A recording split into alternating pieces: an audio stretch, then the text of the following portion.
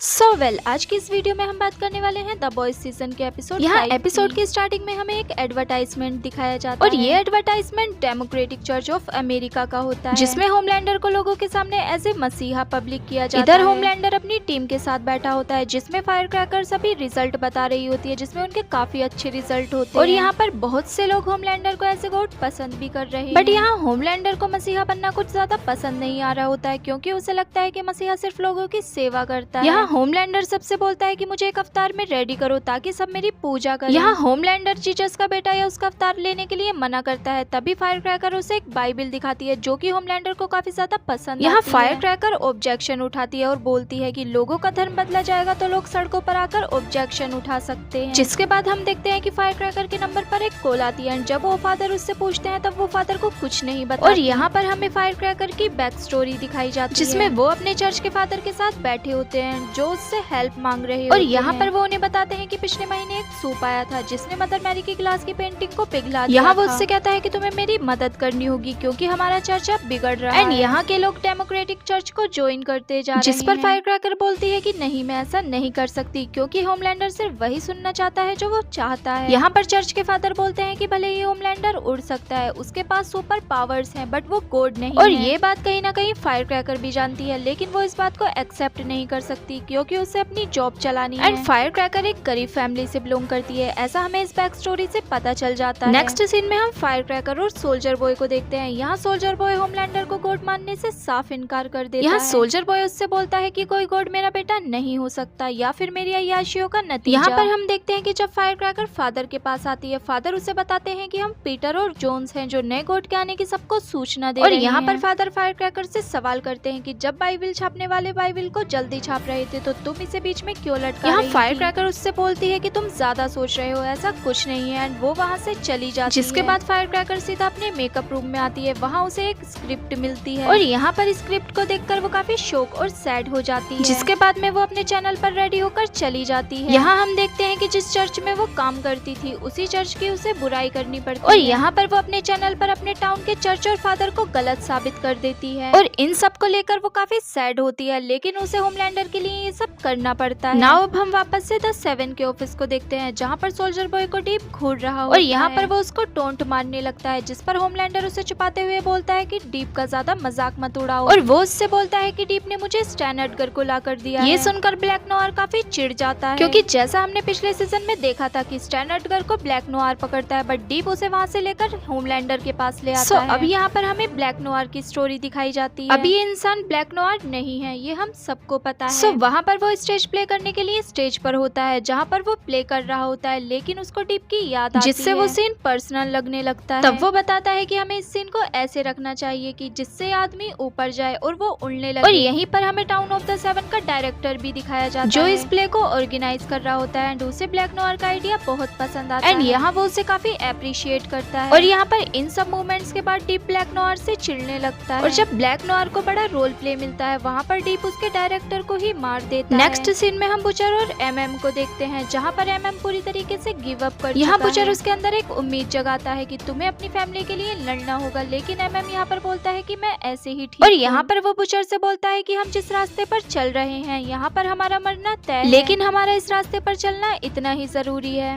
आगे के सीन में हम बुचर और यूई को देखते हैं। यूई बुचर से बोलता है कि हमें V1 का ऐसा एंटीडोट बनाना चाहिए जिससे स्टारलाइट और किमिको की जान बचाई जा सके, बट यहाँ पर बुचर उससे बोलता है कि मुझे V1 सिर्फ होमलैंडर को मानने के लिए चाहिए, तुम्हारी गर्लफ्रेंड के लिए मैं सब कुछ दांव पर नहीं लगा सकता। और ये सुनकर यूई को गुस्सा आ जाता है एंड वो दोनों आपस में लड़ने लगते हैं। नेक्स्ट सीन में हम 7 टावर को देखते हैं, जहाँ होमलैंडर ये डिसाइड करता है कि बाहर जितने भी सूप्स हैं सभी को अमेरिका को प्रोटेक्ट करना। और यहाँ हम देखते हैं कि जब सिस्टर सेज वहाँ से निकल जाती है तब उसके पीछे सोल्जर बॉय भी आ जाता है। यहाँ सिस्टर सेज उससे पूछती है कि क्या वहाँ पर तुम्हें V1 मिला? यहाँ सोल्जर बॉय उसे बताता है कि स्टैन एडगर अभी कुछ नहीं बता रहा है। यहाँ सिस्टर सेज को सोल्जर बॉय पर कुछ तो डाउट होता है, जिससे वो ऑफिस में एशले को बुलाती है। यहाँ एशले अपने पीछे वाले चेहरे से बात करती है। यहाँ एशले उससे बात करती है और उससे बोलती है कि सोल्जर बॉय का दिमाग पढ़ो और उससे पूछो कि V1 कहाँ है। और यहाँ पर एशले भी होमलैंडर को अमर होता हुआ नहीं देखना चाहती। यहाँ हम देखते हैं कि सिस्टर सेज अपना प्लान रिवील करती है एंड वो बताती है कि पहले वो होमलैंडर को पूरे शहर पर काबू करने और जिसके बाद वो वायरस को छोड़ेगी, जिससे सारे लोग मारे जाएंगे। और यहाँ पर सबको यही लगेगा कि इंसानों ने ही सूप को मारने के लिए वायरस को छोड़ा है और यहाँ इसके लिए उसे होमलैंडर होमलैंडर को मारना होगा क्योंकि होमलैंडर ही है जो उसे रोक सकता है। वहीं आगे की सीन में हम देखते हैं कि होमलैंडर और सोल्जर बॉय मिस्टर मैराथन के घर जाते हैं और यहाँ हम देखते हैं कि उनकी पूरी टीम ड्रग्स ले रही होती है एंड यहाँ पर वो होमलैंडर को काफी इरिटेट करते हैं। और यहाँ पर मिस्टर मैराथन होमलैंडर को रोक के रखते हैं एंड वो बोलते हैं कि बॉम्बसाइड अभी आ रहा है एंड उसे पता है कि वी1 कहाँ है। इसके बाद हम देखते हैं कि वहाँ एक आदमी आकर होमलैंडर को बेहोश कर देता है और यहाँ पर वो सब मिलकर सोल्जर बॉय को कन्विंस करते हैं कि सोल्जर बॉय होमलैंडर को मार दे। बट यहाँ पर सोल्जर बॉय होमलैंडर को नहीं मारता है, जिसके बाद हम देखते हैं कि मिस्टर मैराथन सोल्जर बॉय से फाइट करने लगता है। यहाँ पर सोल्जर बॉय मिस्टर मैराथन के दोनों पैर तोड़ देता है। तब वो बोलता है कि वो बॉम्बसाइड से पिछले 5 साल से नहीं मिला है एंड उसी को पता है कि वी1 कहाँ है। यहाँ सोल्जर बॉय तो उसे छोड़ देता है बट होमलैंडर वहाँ आकर उसे मार देता है और यहाँ पर सोल्जर बॉय होमलैंडर को बताता है कि वो फायर क्रैकर के करीब आ चुका है। यहाँ होमलैंडर को ये सुनकर बुरा लगता है एंड वो फायर क्रैकर को अपने ऑफिस में बुलाता है। यहाँ फायर क्रैकर उसे बहलाने फुसलाने की कोशिश करती है but at the end Homelander उसे मार देता है। और यहाँ पर इसी सीन के साथ इस एपिसोड की एंडिंग हो जाती है और आगे के एपिसोड्स में हमें और ज्यादा शॉकिंग चीजें देखने को मिलेंगी। एवरीवन, ऐसे ही लेटेस्ट अपडेट्स के लिए चैनल को लाइक और सब्सक्राइब कर। Thanks for watching my video.